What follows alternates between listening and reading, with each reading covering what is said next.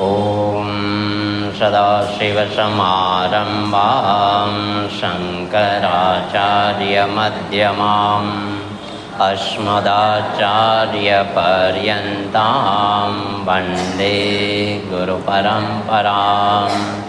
श्रुतिस्मृतिपुराणानाम् आलयं करुणालयं नमामि भगवत्पादं शङ्करं लोकशङ्करं। शङ्करं शङ्कराचार्यं केशवं बादरायणं सूत्रभाष्य कृतो वन्दे भगवन्तौ पुनः पुनः। ईश्वरो गुरुरात्मेति मूर्तिभेदविभागिने व्योमवद्व्याप्तदेहाय दक्षिणामूर्तये नमः। ॐ सहना भवतु सहनौ भुनक्तु सह वीर्यङ्करवावहै तेजस्विनावधीतमस्तु मा विद्विषावहै। ॐ शान्ति शान्ति शान्तिः। हरिः ॐ श्री गुरुभ्यो नमः। हरिः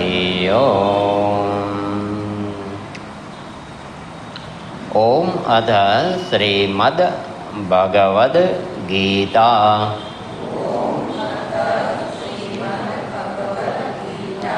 अथ ध्यानम्। ॐ पार्थाय प्रतिबोधितां भगवता नारायणेन स्वयं व्यासेन ग्रथितां पुराणमुनिना मध्ये महाभारतम्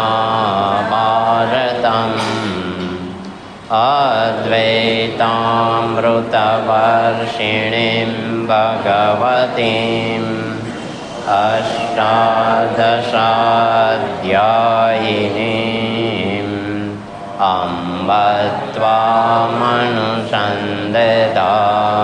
भगवद् गीते भवद्वेषिणीम्। यं ब्रह्मा नेन्द्ररुद्रमरुतः स्तुन्वन्ति दिव्यैस्तवैः वेदैशाङ्गपदक्रमौपनिषदैः गायन्ति यं सामगाः ध्यानावस्थिततद्गतेन मनसा पश्यन्ति यं योगिनः यस्यान्तं न विदुःसुरासुरगणाः। देवाय तस्मै नमः देवाय तस्मै नमः। ॐ श्री परमात्मने नमः।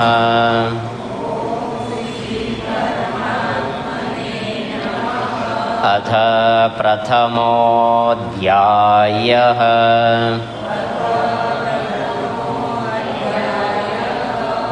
अर्जुन विषादयोगः। धृतराष्ट्र उवाच धर्मक्षेत्रे कुरुक्षेत्रे समवेतायुयुत्सवः मामका पाण्डवाश्चैव किमकुर्वत सञ्जय। सञ्जय उवाच दृष्ट्वा तो पाण्डवानीकं व्यूढं दुर्योधनस्तदा आचार्यमुपसंगम्य राजा वचनमब्रवीत् पश्येतां पाण्डुपुत्राणाम् आचार्य महतीं च मुं व्यूढां द्रुपदपुत्रेण तव शिष्येण धीमता अत्र शूरा महेश्वासाः भीमार्जुनसमायुधि युयुधानो विराटश्च द्रुपदश्च महारथः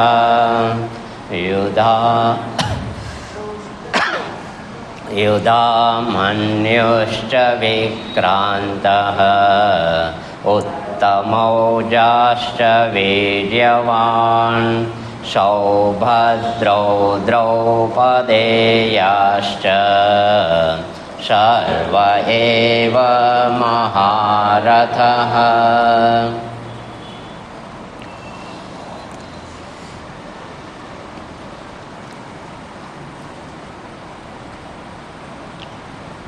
सर्व एव महारथः।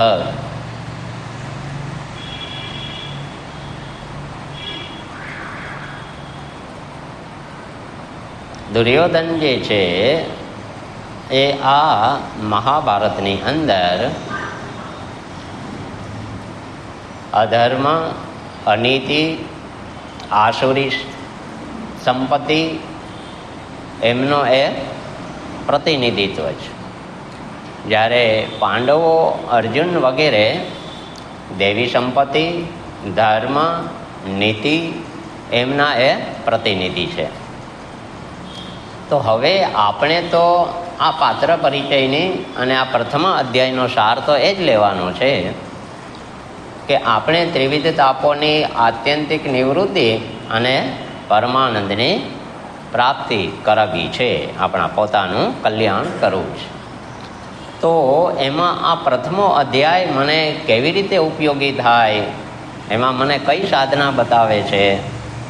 તો પહેલી સાધના એ મને મારી અંદર જે આ યુદ્ધ ચાલી રહ્યું છે, દેવાસુર સંપદ વિભાગ, એ યુદ્ધને મારે જોઈ જાણી અને એમાંથી નીકળવાનું છે, બચવાનું છે, છૂટવાનું છે. તો હવે એમને સીધી તો ખબર પડે નહીં. દુઃખો પાર વિનાના, એટલે એને ભગવાન અહીંયા ત્રિવિધ તાપોની અંદર સમાવી લીધા છે. આદિ દૈવિક, આધ્યાત્મિક અને આદિ ભૌતિક. આ એનાથી તો બનેલું છે, એ આમાંથી જવાના જ નથી. એટલે એક જ ઉપાય રહ્યો, જ્ઞાન. જ્ઞાન સિવાય આમાંથી મુક્ત મળે એમ નથી. એટલે આપણે પેલા આ લોકોની સામે જોવાનું છે કે જો આ કેવા કેવા શક્તિશાળી, કેવા મહારથીઓ છે, કેટલી તાકાત વાળા છે, એની પાસે આપણે તો આ વિચારવાનું છે. તો આ લોકો આટલી શક્તિ ધરાવનારાની જો હાલત આવી હોય તો એની શક્તિ પાસે આપણી શક્તિ તો કાંઈ નથી. તો આપણી હાલત કેવી થાય?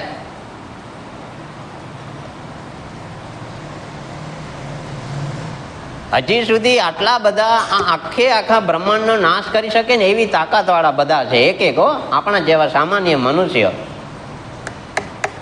પણ છતાં હજી સુધી એને કોઈ અભિમાન નથી કર્યું કે હું બ્રહ્માસ્મિ. અને એ જે શક્તિ જે માગે ને દઈ દે ફટ કરતી. વિચાર કરો કેટલી તાકાત. આટલી શક્તિ બ્રહ્માંડ આખાનો નાશ કરવાની, અને રુજુતા કેવી કે ગુરુ માગે કે કોઈ પણ માગે પરબારું. વિચાર કરો, સમર્પિત સીધા.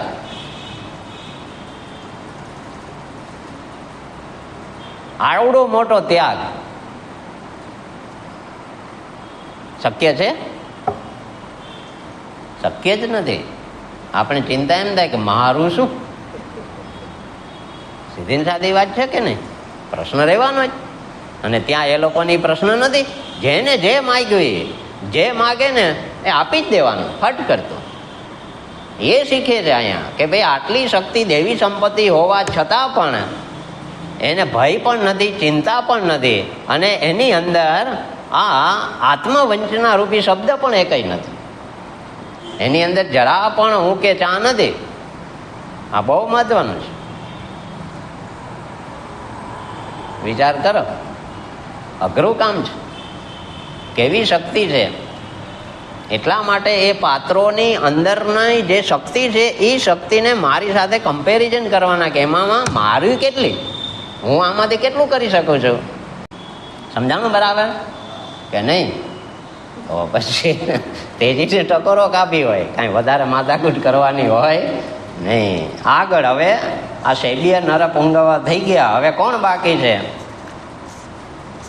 શ્લોક નંબર 6 જે છે એની અંદર હવે ભગવાન જે બાકીના જે છે દુર્યોધન છે બાકીનાનું વર્ણન કરી દે છે કે આટલાને હવે તમે સંભાળજો, પછી એનું કામ પૂરું.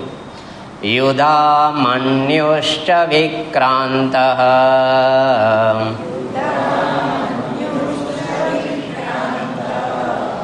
યુધામન્યુશ્ચ વિક્રાંત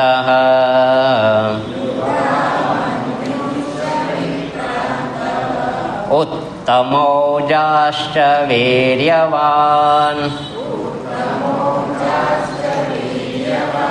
ઉત્તમૌજાશ્ચ વીર્યવાન સૌભદ્રો દ્રૌપદેયાશ્ચ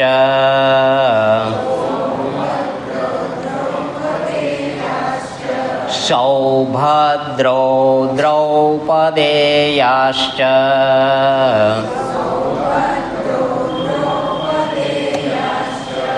સર્વ એવ મહારથાઃ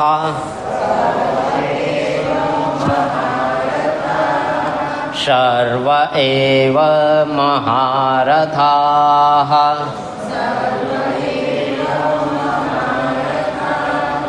યુધામન્યુશ્ચ વિક્રાંત ઉત્તમૌજાશ્ચ વીર્યવાન સૌભદ્રો દ્રૌપદેયાશ્ચ સર્વ એવ મહારથાઃ.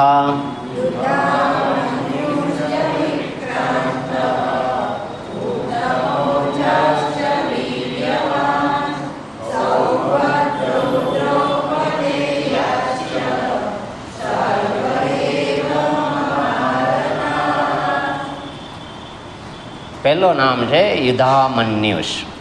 હવે યુધામન્યુ એટલે કે ક્રોધથી અને સ્વતંત્ર લડનારા જે હોય ને એને યુધામન્યુ કહેવાય. ક્રોધપૂર્વક લડે અને સ્વતંત્ર લડે. એ ટીમ લઈને ન લડે, એકલા સ્વતંત્ર અને ક્રોધથી. એટલે ત્યાં પછી કહેવાય ને કે હાલાપોલા મગજથી કે હાલીપોલી કાંઈ એની ક્રિયા ન હોય. અતિશય ક્રોધ આવે બધી. આપણે કેમ હોય, માનીશ કે નથી માનતો હોય, નહીં એક દઉં છું એમ. એટલે આ બહુ સમજવાનું. આપણે જયારે ચીપીએથી પકડી નાખે એક દઉં ત્યારે આપણે એમ થાય કે રોટલી કે શું એમ. એટલે કહેવાનો બાબત એટલો છે કે અહીંયા જે નામ છે એને સમજવાનું. તો અહીંયા નામ એમણે આપ્યું છે યુધામન્યુ. તો યુદ્ધની અંદર ક્રોધપૂર્વક પ્રવેશ કરી અને ક્રોધપૂર્વક લડે. એટલે ત્યાં પછી હાલી પોલી રમત હોય નહીં. એટલે એની અંદર જનૂન હોય, ઉત્સાહ હોય અને ક્રોધિત થઈને લડતા હોય. આ બહુ મહત્વનું. એના વિના જીત થતી નથી. તો આનું નામ છે યુધામન્યુ. એ પાંચાલ દેશના રાજા છે. કોણ? યુધામન્યુ. અને એ કામ શું કરે છે? તો યુધિષ્ઠિરનો જે રથ જે છે એના જે પૈડા છે એના રક્ષક છે. જ્યારે યુદ્ધને ચાલતું હોય અને જ્યારે એકબીજા જે મુખ્ય યોદ્ધાઓ હોય એની પાસે લડવા જવું હોય ત્યારે રથ ઉપરથી જ જતા હોય, બેસીને રથમાં જ ઊભા હોય. ત્યારે પણ રથના ઘોડા, રથના પૈડા એના રક્ષકો હોય. પણ સૈન્યો જે લડતા હોય એ રથના પૈડા અને રથના ઘોડા એને કોઈને નુકસાન ના પહોંચાડે. એ એનો જે મેન યોદ્ધા હોય એની સાથે એને લડવાનું. એ નિયમ. પણ હવે ખબર છે કે હવે જીતાય એમ જ નથી, આ બાજી હારવાના છીએ, એટલે પછી હવે બધા નિયમનો ભંગ કરે છે. એટલે આ લોકોએ કામ એવું કર્યું કે આ જે યુદ્ધના પૈડાના રક્ષક હતા તે છેદ સુધી રહ્યા. યુધિષ્ઠિરના રથનો એમણે છેદ સુધી રક્ષણ કર્યું, પણ છેલ્લે રાત્રિના યુદ્ધમાં દ્રોણાચાર્ય વીરગતિને પ્રાપ્ત કરાવી દીધા. આગળ જે હાલતા હતા ને એ 10 દિવસ સુધી ભીષ્મ પિતામહે જે બધાને માર્યા ને એનું વર્ણન જ નથી. એટલે શરૂઆત ક્યાંથી થઈ છે? દ્રોણાચાર્ય. કારણ કે ભીષ્મ પિતામહ જ્યારે પડી ગયા પછી 5 દિવસ, જે 10 થી 5 એટલે 15 દિવસ, એટલે 5 દિવસ જે દ્રોણાચાર્ય આવ્યા એમણે જે આ મહારથીઓનો વારો કાઢ્યો છે એમના ઉલ્લેખ છે. અને બાકીના હવે 15 તો થઈ ગયા, 2 દિવસ છે એ કર્ણ રહેશે 17, અને 1 દિવસ અશ્વત્થામા, એ રાત્રિ પૂરતા જ. કારણ કે અધમુવા તો ત્યાં પડ્યા છે દુર્યોધન નદી કાંઠે, એટલે ભાઈ રાત્રે જે માળો જોયો એનાથી નક્કી કર્યું કે હાલો હવે આમ કરો, બીજો કોઈ ઉપાય નહીં. આગળ કહે છે યુધામન્યુ, પછી છે ઉત્તમૌજા. નામ શું છે? યુધામન્યુશ્ચ વિક્રાંત. એટલે વિક્રાંત એટલે કે ત્યાં ક્રોધપૂર્વક જે લડે છે એને વિક્રાંત, વિશેષણ ક્રાંત એટલે ક્રોધ કરીને લડે, એટલે એમને ત્યાં વિશેષણ લગાડ્યું છે યુધામન્યુશ્ચ વિક્રાંત ઉત્તમૌજાશ્ચ વીર્યવાન. એટલે ત્યાં પાછા ઉત્તમૌજાશ્ચ વીર્યવાન, એ વીર્યવાન શબ્દ શેનો છે? એના વિશેષણનો, કે વીરતાપૂર્વક લડનાર, એમ ક્યારેય પાછી પેની કરે નહીં. હથિયાર છૂટી જાય તો વગર હથિયારે પણ લડવા મલયુદ્ધ તરીકે તૈયાર હોય, રણ છોડીને ભાગે નહીં. તો ઉત્તમૌજાસ જે છે આ છેલ્લા હવે 2 દિવસની વાત છે. યુધામન્યુ જે છે એ પણ દ્રોણને હાથે નથી મરાણા. રાત્રિના યુદ્ધમાં સૂતેલી અવસ્થામાં અશ્વત્થામાએ ઉત્તમૌજાને મારી નાખ્યા. કેમ કે હવે તો 15 દીમાં દ્રોણાચાર્ય પૂરું થઈ ગયું એનું, હવે વૈધવ છે કર્ણ વખતે. અને અહીંયા હવે કર્ણ વખતે શું કામ કરે છે? આ રાત્રે જ યુદ્ધ કરે છે. કોણ? અશ્વત્થામા. એટલે એણે આ રાતે કામ કરવાનું છેલ્લા 2 દિવસમાં, કર્ણ પછીનો 1 જ દિવસ. તો હવે અહીંયા જે અશ્વત્થામા છે એમણે આ યુધામન્યુને રાત્રે સૂતા હતા ત્યારે વીરગતિને પ્રાપ્ત કરાવી દીધા એની ક્ષાવણીમાં જઈને. પણ ત્યારે હું છૂટ હતી જવાની, પણ એ ખબર નથી કે આ મારી નીકળી જશે. એ વાંધો પાછો. વિશ્વાસ હોય જવા દે, આવે વયા જાય, સવાર ઓલા ઉઠે નહીં ત્યાં ખબર પડે કે આને તો લ્યો ઢાળીને વયા ગયા. એટલે આવી ત્યાં માથાકૂટ હતી. પછી અધર્મ છેલ્લે દિવસે શરૂ થઈ ગયા બધા. પછી છે ઉત્તમૌજા, જે અતિશય તેજસ્વી, અતિશય બળવાન અને એવા એ રાજા છે, એટલે જ એમનું નામ અહીંયા ઉત્તમૌજા. પણ એ પણ પાંચાલ દેશના રાજા છે ઉત્તમૌજા. અને એ પાંડવો પક્ષે લડ્યા ખરા, પણ કર્ણપુત્ર જે છે સુષેણ, કર્ણનો પુત્ર જે છે એ સુષેણ જે છે એને અને કર્ણને બધાને એમણે પરાજિત કર્યા. કોણે? એ ઉપરાંત કૃપાચાર્ય જે છે એમને રથવિહીન અને શસ્ત્રવિહીન કરી દીધા, પણ માર્યા નથી. પણ ત્યારે એમને શાબાશી આપવી પડી કે પાંડવો પક્ષે પણ આ મહારથીઓ છે ખરા એમ. એટલે તો પછી એ ઉત્તમૌજા છે એ જ્યારે રાત્રે સૂતા હતા તંબુમાં ત્યારે અશ્વત્થામાં આવી અને એમને વીરગતિ પ્રાપ્ત કરાવી દીધી. ત્યાર પછી કોણ છે? ઉત્તમૌજાશ્ચ વીર્યવાન સૌભદ્રો. હવે મહત્વની બાબત આવી, ત્યાં નામ આપ્યું છે સૌભદ્રો. તો સૌભદ્ર એટલે કોણ? સુભદ્રા પુત્ર અભિમન્યુ. હવે અભિમન્યુની વાત કોને ખબર નથી? કહો છે તો કાંઈ કહેવા જેવું તો છે નહીં કે એ તો હું તો જાણતી હતી.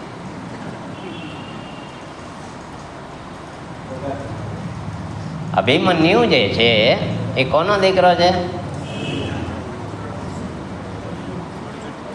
અર્જુનનો. પણ મમ્મીનું નામ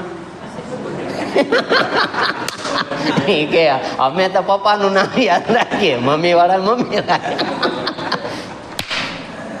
ઉત્તરા અને અર્જુનનો પુત્ર જે છે એ અભિમન્યુ છે.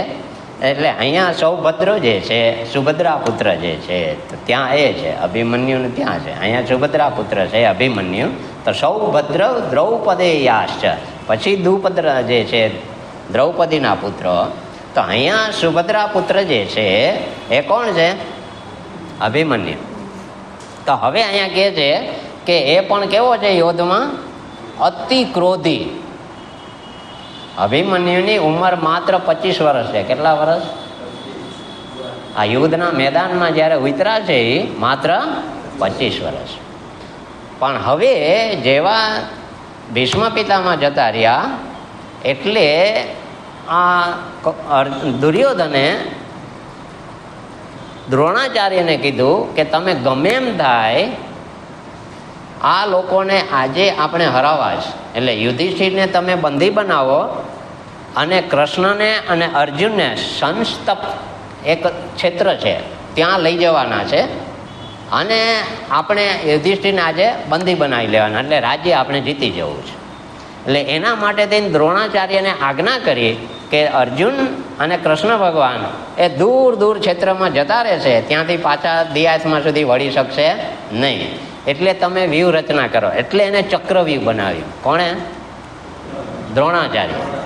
એટલે એ ચક્રવ્યૂહ બનાવ્યા પછી લડાઈ શરૂ થઈ. એટલે અર્જુનનો રથ કૃષ્ણ ભગવાન આ સંસપ્તક જે ક્ષેત્ર છે ત્યાં સુધી લઈ ગયા, દૂર દૂર. અને પછી અહીંયા યુધિષ્ઠિર ભીમ ચિંતામાં મુકાણા કે હવે આમણે ચક્રવ્યૂહ બનાવ્યું છે અને હવે યુધિષ્ઠિરને બંદી બનાવવાના છે. તો હવે અર્જુન તો દૂર છે, એટલે ચક્રવ્યૂહનું ભેદન જે છે એક અર્જુન જાણે છે, એક કૃષ્ણ ભગવાન જાણે છે અને એક આ માત્ર અભિમન્યુ જાણે છે. ચક્રવ્યૂહમાંથી ભેદીને બહાર નીકળવામાં પાછો અભિમન્યુ નથી જાણતો, ઓલા બે જ જાણે છે. એટલે એ બે તો દૂર છે. ત્યારે આ લોકોએ એટલે આ યુધિષ્ઠિરને બંદી બનાવવા માટે આ કામ રચના કરી. અને પછી આ જેવા ચિંતામાં હતા ભીમ અને યુધિષ્ઠિર, ત્યારે આમણે પૂછ્યું અભિમન્યુએ કે ભાઈ શેને કારણે તમે ચિંતામાં? તો કે આવી રીતના ચક્રવ્યૂહ થયું છે અને આજે આ યુધિષ્ઠિરને બંદી બનાવવાના છે તો આપણે હારી જશું. એટલે કે તમે ચિંતા ના કરો, મને પ્રવેશ કરવાનું ભાવે છે, નીકળવાનું ભાવતું. જો તમે મારી સાથે આવતા હો તો હું પ્રવેશ કરાવી દઉં બધા. તો ભીમને થયું કે ભાઈ ચાલો, જો પ્રવેશ કરવાનો માર્ગ તને ખબર હોય તો અમે વાહે વાહે આવશું તો પાછો નીકળવાનો માર્ગ મળી જશે ત્યાંથી નહીં. તો જેવો પ્રવેશ કર્યો તો અભિમન્યુ જે છે એ ચક્રવ્યૂહમાં પ્રવેશ કરી ગયા, પણ પાછળથી જે ભીમને બધા આવતા હતા એમણે તો રોકી લેવામાં આવ્યા જયદ્રથ દ્વારા, અંદર જવા દેવામાં આવ્યા નહીં. હવે પેલો ચક્રવ્યૂહની અંદર એકલો લડે છે. કોણ? અભિમન્યુ. એ અભિમન્યુ જે છે અસ્ત્ર શસ્ત્રની વિદ્યામાં પારંગત હતો. કોની પાસે શીખો તો?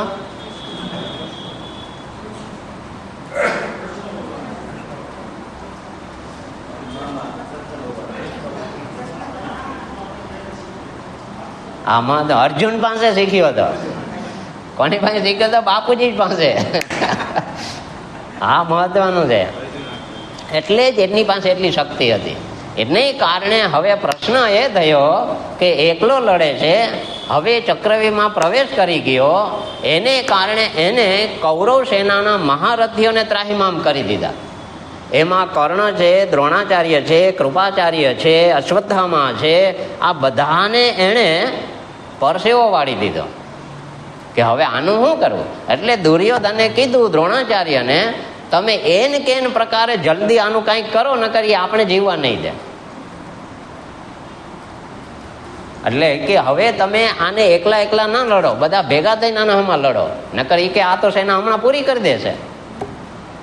એટલે પછી દ્રોણાચાર્યએ એમનું પેલા કવચ તોડી નાખ્યું, પછી કર્ણએ એનું ધનુષ તોડી નાખ્યું, અને પછી બધા એકી સાથે યોદ્ધાવે અશ્વત્થામા, દ્રોણ, કૃપાચાર્ય એકી સાથે એની ઉપર તૂટી પડ્યા. તો એમને હથિયાર રહિત કરી નાખ્યો.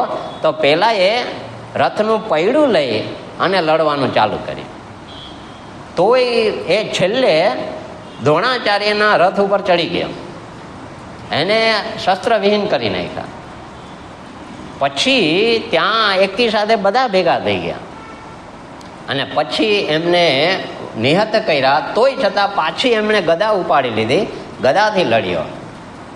પણ અંતે પછી દુશાસન જે છે એમનો જે દીકરો છે, એમણે એમને યુદ્ધના નિયમ વિરુદ્ધ માથામાં ગદા મારી. એને કારણે એ મૂર્છિત થઈ ગયા. મૂર્છિત થઈને પાછો ભાનમાં આવી ગયો. ભાનમાં આવી જવા છતાં પણ એકલા હાથે આટલા સાથે લડ્યો ને, 25 જ વર્ષની ઉંમર, એને કારણે થાકી ગયો. શું થયું? થાકી ગયો. અને પછી આ બધા ભેગા થઈને એને ગદાથી મારી નાખ્યો. વિચાર કરો, 25 વર્ષની ઉંમરનો આ, અને જે આ મહારથીઓ બીજા બધા જે છે એ અનીતિ કરી ત્યારે એને મારી શકે. કેટલી તાકાત! વિચાર કરો. આ દેવી સંપત્તિનું બળ કેટલું, આપણે એ વિચારવાનું છે. આપણે આ સ્ટોરીમાંથી સાર એ લેવાનો છે કે આપણી પાસે દેવી સંપત્તિનું બળ કેટલું. આ સંસારના બધા ભય એવા ને એવા છે. આમ કરશું તો આમ થશે, શું થશે, આમ કરશું તો આમ થશે, શું થશે. ચિંતા થાય છે કે નથી થતી? થાય છે ને. બસ એ વાત અહીંયા ભગવાન કરે છે. તો હવે અહીંયા જે આ સૌભદ્ર અભિમન્યુ હતો, એમના પછીનો હવે વારો આવે છે દ્રૌપદેયાશ્ચ, એટલે દ્રૌપદીના પુત્રો.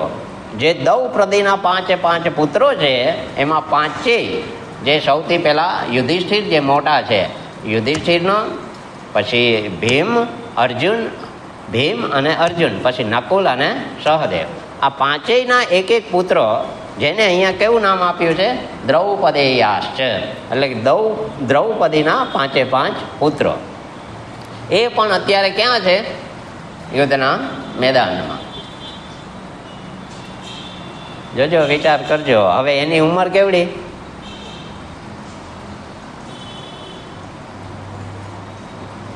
25, 30, બસ પૂરું થઈ ગયું. એટલે ભીષ્મ પિતામહ તો એ કહે છે કે અરે આ બાળકોને તમે અહીંયા લઈ આવ્યા, આ તો હજી કેવા છે? ગીલી દંડે રમવા જેવડા છે, બેટ દડે રમવા જેવડા છે, અને એને તમે અત્યારે ક્યાં છે? આ મહારથીઓની સામે ઉતાર્યા છે. એટલે ભીષ્મ પિતામહ પણ ચિંતા કરે છે કે અરે આ તો કોઈ યુદ્ધ છે કે શું? થાય છે કે નહીં? આજે આપણા સંસારની આ હાલત છે. કેવું યુદ્ધ હાલે છે અત્યારે? તો બાળકો અત્યારે વડીલોને ગમે તેમ બોલી દે છે કે નથી બોલી દેતા? આ મોટું યુદ્ધ છે. વિચાર કરો, એને કોઈ સંસ્કારની નથી પડી, એને કોઈ મર્યાદાની નથી પડી, કાંઈ નહીં, મન પડે એવું વર્તન. એટલું બધું એ લોકો અપમાન કરે, ત્યારે આપણે એમ થાય કરે આને કોણ સમજાવશે? આજે જો નવી જનરેશનની અંદર પાશ્ચાત્ય સંસ્કૃતિ જે આવી ગઈ છે, ઉતરી ગઈ છે અંદર, હવે કેવી હાલત છે બધા વડીલોની. કોઈ જાતની માન નહીં, કોઈ મર્યાદા નહીં, કોઈ એમની કેર નહીં, કશું નહીં. વિચાર કરો કે અત્યારે આપણે એ લોકોને આપણે ખવડાવી પીવડાવીને મોટા કરીને એમને વેલ એન્ડ સેટ કર્યા, હવે એ લોકો આપણા સામું જોવા તૈયાર નથી. શું થાય તમે કહો જ? અને તમે કાંઈ પણ ડાય વાત કરો તો ઉતારી પાડે. તમારી વાત સાંભળવા જ તૈયાર નહીં. તમે કરો શું? કેમ? એ કે અમને બધી ખબર છે. આચાર્યો એમ જ દુઃખી થાય છે કે હવે આ સંસ્કૃતિનું શું થશે? કારણ કે હવે આ ધનોત્પન્ન કાઢી નાખ્યું. કોને? આ પાશ્ચાત્ય સંસ્કૃતિએ, આ મોબાઈલે. એટલે હવે વિચારવાનું છે. એટલે હવે જો આ લોકોના અત્યારે 20 થી 25 વર્ષના બાળકો, કેટલા વર્ષના છે? 20 થી 25 વર્ષના બાળકો એ 180 વર્ષ ભીષ્મ પિતામહને પણ અફાવી દે એવી તાકાતવાળા છે. વિચાર કરો. તો એવું અહીંયા ભગવાન આપણે એ સૂચન આપે છે કે આ જો આટલી તાકાત જે છે એ હોવી જોઈએ આપણામાં, એ વાત અહીંયા કરે છે. તો આગળ કહે છે યુધિષ્ઠિર પુત્ર જે છે પ્રતિધ્વનિ, એમનું નામ શું છે? પ્રતિવિંધ્ય. એ યુધિષ્ઠિરનો મોટો પુત્ર પહેલો, એ દ્રૌપદીનો પુત્ર. નંબર 2 જે છે એ છે ભીમસેનનો પુત્ર સુતસેન. તો સુતસોમ જે છે એ ભીમસેનનો પુત્ર છે. આ 5 જે છે પાંચાલીના જે કહેવાય, જેને દ્રૌપદેયાશ્ચ કહેવામાં આવે છે. ત્યાર પછી અર્જુન પુત્ર જે શ્રુતકીર્તિ, દ્રૌપદીથી ઉત્પન્ન થયેલો શ્રુતકીર્તિ. નકુલનો પુત્ર છે શતાનિક, અને ત્યાર પછી છેલ્લે સહદેવનો પુત્ર જે છે શ્રુતકર્મા. આ પાંચે પાંચ પુત્રોએ મહાભારતના છેલ્લા દિવસ સુધી બધાને અંભાવી દીધા. પણ છેલ્લે દિવસે જ્યારે સેનાપતિ તરીકે અશ્વત્થામાને આપવામાં આવ્યું, ત્યારે છેલ્લો દિવસ હતો. એટલે એમણે દુર્યોધન કણસતો પડ્યો હતો નદી કાંઠે, ત્યારે ભીમે ગદા મારી અને એને બેહોશ કરી દીધો હતો. તો ત્યારે ત્યાં કૃતવર્મા, અશ્વત્થામા, કૃપાચાર્ય 3 જણા હતા. ત્યારે આણે કીધું કે હવે આપણે શું કરશું એમ. સાંજ પડી ગઈ, રાત પડી ગઈ, યુદ્ધ તો બંધ થઈ ગયું. તો એ અશ્વત્થામા, કૃતવર્મા અને કૃપાચાર્ય બેઠા હતા. તો એ સમયે ત્યાં ઝાડવા ઉપર એક ઘુવડ આવ્યું. શું આવ્યું? ઘુવડ આવી અને પક્ષીઓના માળામાં એને ત્રાપ મારી અને પક્ષીઓના બચ્ચા કે ઈંડા ખાઈ ગયા. અને અશ્વત્થામાને પરબારી લાઈટ થઈ. તો કે આ પક્ષીઓને ખાઈ જનારો અત્યારે જે આ ઘુવડ જે છે એને રાત્રે પક્ષીઓ સૂતા છે ને ત્યારે હુમલો કર્યો છે. તો મને લાઈટ થઈ છે કે અત્યારે ઓલા સૂતા છે તો હુમલો કરીએ, જીતી જશું. તો એવા ટાણે પેલા એને સેનાપતિ બનાવી દીધો. જા હવે તું અત્યારે સેનાપતિ. એવા ટાણે એ અશ્વત્થામાં આવ્યા કોના? પાંડવની છાવણીમાં. અને એણે દુર્યોધને કીધું તો પાંચેયના માથા વાટીને તો મારી પાસે લઈ આવ. બસ કામ પતી ગયું. અને રાત હતી એટલે ત્યાં તો શું યુદ્ધ તો આમાં હતું ચાલુ, પણ એકબીજાના વિશ્વાસ એકબીજાની છામણીમાં જવા દેતા હતા બધા. તો અશ્વત્થામાં અંદર પહોંચી પાંડવોની છાવણીમાં અને આ પાંચે પાંચ સૂતા હતા એના માથા વાઢી અને લઈ ગયો. દુર્યોધન જ્યાં સૂતો હતો, કણસતો હતો, ત્યાં જઈને એની પાસે મૂક્યા કે લે આ 5 માથા. એટલે દુર્યોધન માથા જોઈને કહી દીધું આ પાંડવોના માથા નથી, અર્જુન, નકુલ, સહદેવ, ભીમ કે યુધિષ્ઠિરના માથા નથી. તો કે ના, હું એની છાવણીમાંથી લઈ આવ્યો છું. હવે ત્યારે ભગવાન કૃષ્ણને ખબર હતી એટલે પાંડવોને બીજી છાવણીમાં મૂકી દીધા હતા. અને પાંચેય પાંડવોના પુત્રો જે છે આ પાંચેયના એને ત્યાં સુવડાવ્યા. એટલે ઓલો એ પાંચેયને વાટીને લઈ ગયા. આ અશ્વત્થામાએ આવી રીતે રાત્રિ યુદ્ધમાં છેલ્લી રાતે આ કામ કર્યું. પણ છેક સુધી એ 5માંથી એકએ ટસના મસ્ત થયા નહીં. વિચાર કરો કેટલી તાકાત હતી આવડા મહારથીઓની સામે. અને છેલ્લે એને મારવા પણ કેવી રીતે પડ્યા? એક તો હથિયાર નહીં, એક તો જાગ્રત અવસ્થા નહીં, સુતેલા નિંદ્રા અવસ્થામાં. એ કાંઈ બહાદુરીનું કે ક્ષત્રિયનું કામ છે? આ વિચારવાનું છે. વિચાર કરો.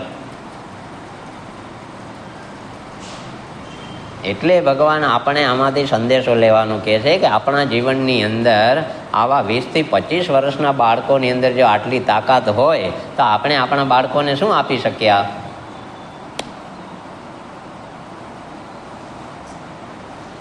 આ મહત્વનું છે.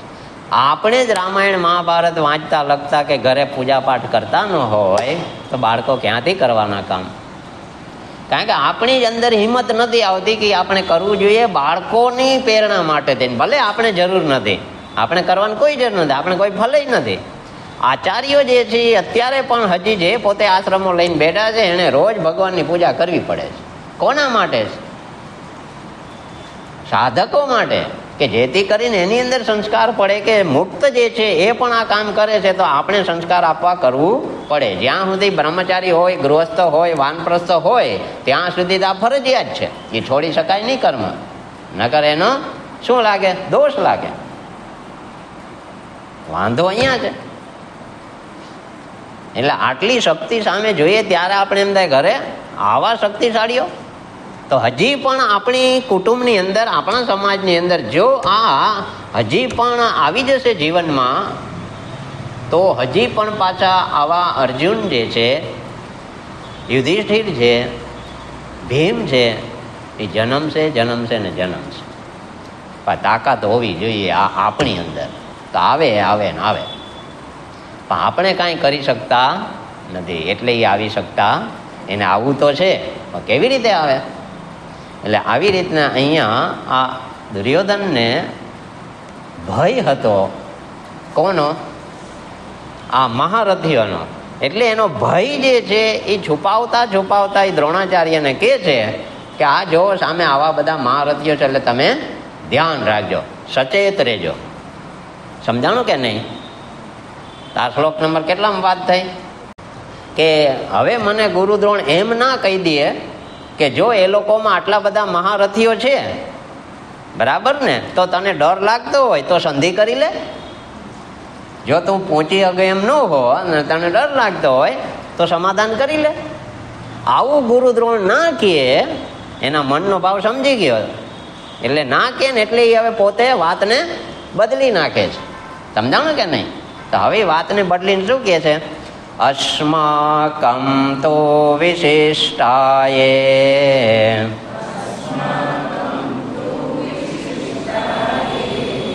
તાન નિબોધ દ્વિજોત્તમ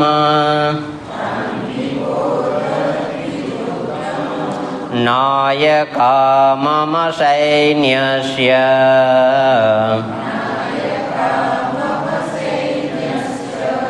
સંજ્ઞાર્થં તાન બ્રવીમિ તે.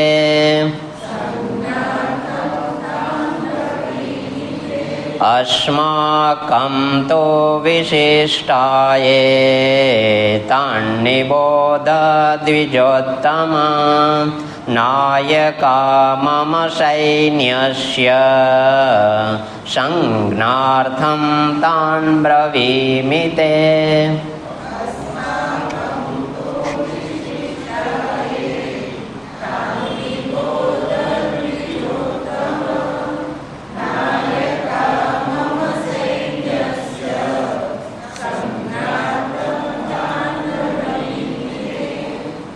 હવે યુધિષ્ઠિર દુર્યોધન છે ચાલાકી પૂર્વક દ્રોણાચાર્ય પાસે હવે રજૂઆત કરે છે, પોતાનો ભય છુપાવીને કે છે કે તમે કઈ ચિંતા કરો નહીં. પેલા કીધું કે આવા બધા મહારથીઓ જોજો, ધ્યાન રાખજો, અને પાછો શું કહે છે?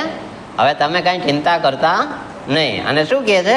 અસ્માકં તુ વિશિષ્ટાય, એટલે કે હવે આપણે પણ સેનાની અંદર જે વિશિષ્ટ બધા યોદ્ધાઓ જે છે, તો કે છે તાન નિબોધ દ્વિજોત્તમ. હવે ત્યાં ગુરુ દ્રોણને એ શું આપી રહ્યો છે? વિશેષણ આપે છે. વિશેષણ કેવું આપે છે? હે દ્વિજોત્તમ. દ્વિજ એટલે જનોઈધારી બ્રાહ્મણ, ઉત્તમ બ્રાહ્મણ. તો હે દ્વિજોત્તમ, હે બ્રાહ્મણ શ્રેષ્ઠ, હે કુલ શ્રેષ્ઠ બ્રાહ્મણ. કોને કહે છે? દ્રોણાચાર્યને. એટલે વિશેષણ વાપરીને. શું કામ? પ્રસન્ન કરવા કે આ મેં જે કીધું ને એને ઊંધું ના ઉતરે. એટલે હવે પછી કહે છે અસ્માકં તુ વિશિષ્ટાય, તો આપણી પણ સેનાની અંદર જે વિશિષ્ટ યોદ્ધાઓ જે બધા છે એને તાન નિબોધ, તમે એને જાણો. હવે ત્યાં પેલા શ્લોકમાં કીધું તો પશ્યતામ પાંડુ પુત્રાણામ. હવે અહીંયા તાન નિબોધ શબ્દ વાપર્યો. નિબોધ એટલે વાપર્યો છે કે અત્યારે એની સેના જે છે, પોતાની સેના દુર્યોધનની, એ તો અત્યારે ત્યાં ઊભો છે. એટલે કે જે દ્રોણાચાર્ય ઊભા છે તો એ પાછળ સેના છે, આગળ દ્રોણાચાર્ય છે. એટલે એને નિબોધ કહે છે, ખાલી એનું જ્ઞાન કરો.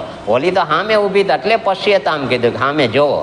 અહીંયા તો સામે જોવો એમ બોલાય ને, પાછળ છે તો ગુરુને ફરવાનું કહેવું પડે. એટલે એને તો ખબર જ હોય કે આપણી સેનામાં કોણ છે. એટલે કહે છે કે એનું ખાલી તમે અનુસંધાન કરો કે આપણી સેનામાં કેટલા કેટલા છે. હું શું કરું છું? તો નાયકા મમ સૈન્યસ્ય, તો મારી સેનાની અંદર જે મુખ્ય મુખ્ય નાયકો છે, કે જે મહારથીઓ જે છે, એને કહે છે તાન સંજ્ઞાર્થમ, તમને હું માત્ર તમારી જાણ ખાતર બ્રવીમિ તે કહું છું. હવે અહીંયા દુર્યોધન જે છે પોતાની ચાલાકી વાપરી અને શબ્દો બોલે છે કે હે દ્વિજોત્તમ, હે કુલ શ્રેષ્ઠ બ્રાહ્મણ, તમે સાંભળો. હે ગુરુદેવ, તમે સાંભળો. શું છે? તો કે નાયકા મમ સૈન્યસ્ય, તો મારી સેનાની અંદર પણ જે નાયકો છે એને તમે પણ ખાલી યાદ હું અપાવી દઉં છું. તમે એને ખાલી જોવો, જાણો, એ બદલ હું તમને બધાના નામ આપું છું. કોણ? આપણા સેનાના નાયકો. તો પેલા ઓલાની સેનાના કીધા એટલે એને એમ થશે કે હમણાં ગુરુ મને કહેશે કે જો તું બીતો હોય એનાથી તો સંધિ કરી લે. એટલે ના એવું કે એના માટે એ કહે છે કે આપણી સેના કાંઈ ઓછી છે, એની અંદર એ પણ તાકાત છે. આ શું બતાવે છે? એને બે ભય છે. એક તો ખબર છે કે અધર્મ છે, અનીતિ છે, અને સામે ધર્મ છે, એને ખબર જ છે. અને સામે ધર્મ છે ને સાથે ભગવાન છે, એટલે એને ખબર છે કે જીતવાના તો છે જ નહીં. દુર્યોધન હવે પાછા પેલાના કીધા પછી હવે પોતાની સેનાના જે છે મહારથીઓ એનું વર્ણન કરે છે શ્લોક નંબર 8 ની અંદર. ભવાન ભીષ્મશ્ચ કર્ણશ્ચ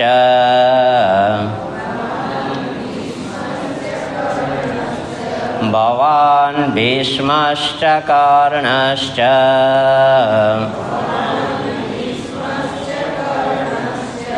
કૃપશ્ચ સમિતિંજયઃ અશ્વત્થામા વિકર્ણશ્ચ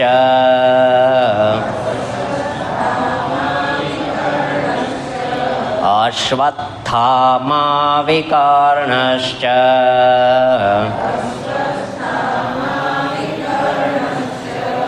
સૌમદત્તિસ્તથૈવ ચ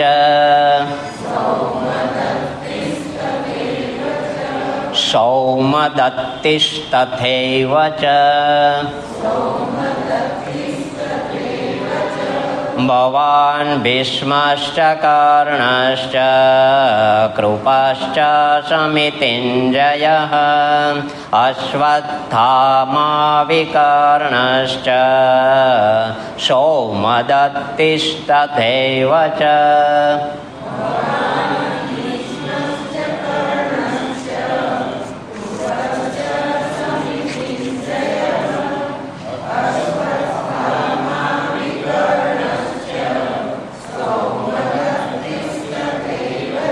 એકી સાથે ભવાન ભીષ્મશ્ચ કર્ણશ્ચ કૃપશ્ચ સમિતિંજયઃ અશ્વત્થામા વિકર્ણશ્ચ સૌમદત્તિસ્તથૈવ ચ.